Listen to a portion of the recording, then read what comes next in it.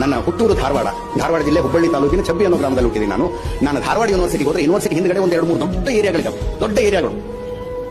ಅಲ್ಲಿ ಏನಪ್ಪಾ ಅಂದ್ರೆ ಈ ಗೌರ್ಮೆಂಟ್ ಎಕ್ಸಾಮ್ಗಳಿಗೆ ಟ್ರೈನಿಂಗ್ ಕೊಡೋ ಇನ್ಸ್ಟಿಟ್ಯೂಷನ್ಸ್ ತುಂಬಿ ತುಳುಕ್ತಾವು ಸಾವಿರಾರು ಸಂಖ್ಯೆಯಲ್ಲಿ.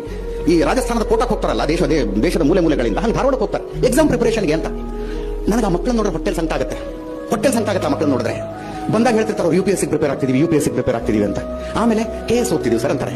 ಲಾಸ್ಟ್ ಹೆಂಗ್ ಬರ್ತಾರೆ ಅಂದ್ರೆ PDO ಎಕ್ಸಾಮ್ ಕರೆದ್ರು ಬರೀತಿರ್ತಾರೆ, ಕಾನ್ಸ್ಟೇಬಲ್ ಎಕ್ಸಾಮ್ಗೂ ಬರೀತಾರೆ, ಪ್ರೈಮರಿ ಸ್ಕೂಲ್ ಟೀಚರ್ ಎಕ್ಸಾಮ್ಗೂ ಬರೀತಾ ಇರ್ತಾರೆ. ಯಾವ ಕನಸು ಕಟ್ಕೊಂಡು ಬಂದು ಏನಾದ್ರಿ ನೀವು ಅಲ್ಲಿ ಅಂತ? ಯಾವ ಕನಸು ಕಟ್ಕೊಂಡು ಬಂದು ಏನಾದ್ರಿ? ಅದಕ್ಕೋಸ್ಕರ ನೆನ್ನೆ ತಾನೇ ನಾನು ಆಫೀಸ್ ಒಂದಷ್ಟು 8 ಹುಡುಗರು ಬಂದು ಡೆಲಿಗೇಷನ್ 402 ಜನ ಪೊಲೀಸ್ ಸಬ್ ಇನ್ಸ್ಪೆಕ್ಟರ್ಗಳ ನೇಮಕಾತಿನ ರಾಜ್ಯ ಸರ್ಕಾರ ಅದಕ್ಕೆ ತಡೆ ಹಿಡಿದಿದೆ, ಅದನ್ನ ದಯವಿಟ್ಟು ಮಾಡಿ ಅಂತ ನಿಮ್ಮನ್ನು ಸುದ್ದಿ ಪ್ರಸಾರ ಮಾಡಿ ಅಂದ್ರು. ನಾನು ದೇವರಾಣೆಗೂ ಮಾಡಲ್ಲ ಸುದ್ದಿ. ನಾನು 402 ಜನರು ಭವಿಷ್ಯ ಮಾಡ್ದಂಗಾಗತ್ತ. ಏನ್ ಮಾಡ್ತೀರಿ ಸಬ್ ಇನ್ಸ್ಪೆಕ್ಟರ್ ಆಗಿ? ಏನೋ ಬಂದೋಬಸ್ತ್ನಲ್ಲಿ ಸಮಸ್ಯೆ ಆಯಿತು ಅಂತ IPS ಆಫೀಸರ್ಗಳ ಮೇಲೆ ಮುಖ್ಯಮಂತ್ರಿಗಳ ಕೈ ಎತ್ತೋ ಪರಿಸ್ಥಿತಿ ನಾವು ಬದುಕಿರುವಾಗ ಸಬ್ ಇನ್ಸ್ಪೆಕ್ಟರ್ ಆಗಿ ಮಾಡೋರೇನಿದೆ ರೀ? ಸರ್ಕಾರಿ ನೌಕರಿ ಆತ್ಮಹತ್ಯೆಗೆ ಸಮ. ನನ್ನ ಹೇಳಿಕೆಯ ಬಗ್ಗೆ ಚರ್ಚೆಗಳಾದ್ರೆ ಆಗಲಿ. ಸರ್ಕಾರಿ ನೌಕರಿ ಆತ್ಮಹತ್ಯೆಗೆ ಸಮ. ಮಾಡೋದಿದ್ರೆ ಪ್ರೈವೇಟ್ ಜಾಬಿಗೆ ಹೋಗಿ. ನಿಮ್ಮ ಕಷ್ಟಕ್ಕೆ, ನಿಮ್ಮ ಪ್ರತಿಭೆಗೆ, ನಿಮ್ಮ ಟ್ಯಾಲೆಂಟ್ಗೆ ತಕ್ಕಂತಹ ಪ್ರೋತ್ಸಾಹ ಅಲ್ಲಿ ಮಾತ್ರ ಸಿಗದು. ನೌಕರಿಗೆ ಸೇರಿಕೊಂಡ 1 ವರ್ಷದಲ್ಲಿ ನೀವು ನಿಮ್ಮ ಪ್ರತಿಭೆಯನ್ನು ತೋರಿಸಿದರೆ ನಿಮ್ಗಿಂತ 10 ವರ್ಷ ಸೀನಿಯರ್ಗಿಂತ ಮೇಲೆ ಹೋಗ್ತೀರಿ ನೀವು. ಸರ್ಕಾರಿ ನೌಕರಿ ಒಬ್ಬ ಅವಿವೇಕಿಗೆ, ಒಬ್ಬ ಮಹಿಳೆನಿಗೆ ಯಾವಾಗ ಪ್ರಮೋಷನ್ ಆಗುತ್ತೋ ನಿಮಗೂ ಅವಾಗಲೇ ಆಗಬೇಕು, ಅವನಿಗೆ ಯಾವಾಗ ಸ್ಯಾಲರಿ ಆಗುತ್ತೋ ಅವಾಗಲೇ ನಿಮಗೂ ಆಗಬೇಕು. ಈ ರಾಜ್ಯದಲ್ಲಿ 2,20,00,000 ಉದ್ಯೋಗಗಳನ್ನು ಖಾಸಗಿ ಕ್ಷೇತ್ರ ಕೊಟ್ಟಿದೆ, 7 ಲಕ್ಷ ಉದ್ಯೋಗಗಳನ್ನು ಸರ್ಕಾರಿ ಕ್ಷೇತ್ರ ಕೊಟ್ಟಿದೆ. ಇನ್ನು ಕೊಟ್ಟರು ಹಬ್ಬ ಅಂದ್ರೆ 2 ಲಕ್ಷ ಉದ್ಯೋಗಗಳನ್ನು ಕೊಡಬಹುದು.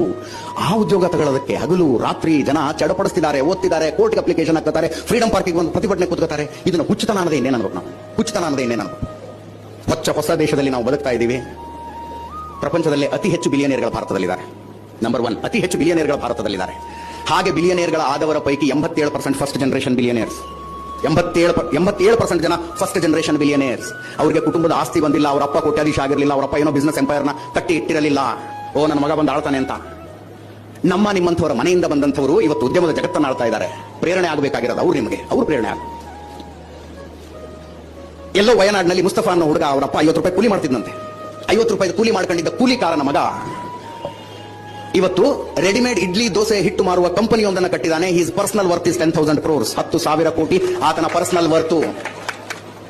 ಒರಿಸ್ಸಾದ 2 ಟೈರ್ ಸಿಟಿಯಿಂದ 2ನೇ ಹಂತದ ಪಟ್ಟಣದಿಂದ 65 ರೂಪಾಯಿ ಜೇಬಲ್ ಇಟ್ಕೊಂಡು ಬಂದಂತಹ ಒಬ್ಬ ಹುಡುಗ ಅತಿ ದೊಡ್ಡ ಲಾಡ್ಜಿಂಗ್ ಬಿಸ್ನೆಸ್ ಅನ್ನ ಈ ದೇಶದಲ್ಲಿ ಕಟ್ಟದ. ಆತನ ಪರ್ಸನಲ್ ವರ್ತ್ 14,000 ಕೋಟಿ ರೂಪಾಯಿ. ಆತನಿಗೆ ಜಾತಿಯ ಹಿನ್ನೆಲೆ, ಈ ರೀತಿ ಸಾಧನೆ ಮಾಡಿದವರಿಗೆ ಜಾತಿಯ ಹಿನ್ನೆಲೆ ಇರಲಿಲ್ಲ, ಕೌಟುಂಬಿಕ ಹಿನ್ನೆಲೆ ಇರಲಿಲ್ಲ, ಶೈಕ್ಷಣಿಕ ಹಿನ್ನೆಲೆಯೂ ಇರಲಿಲ್ಲ. ಅಂಥದ್ದೊಂದು ಜಗತ್ತಿನಲ್ಲಿ ನಾವು ಬದುಕ್ತಾ ಇದ್ದೀವಿ. ಆ ಪ್ರೇರಣೆಗಳ ನಿಮ್ಮಲ್ಲಿ ಬರಲಿ.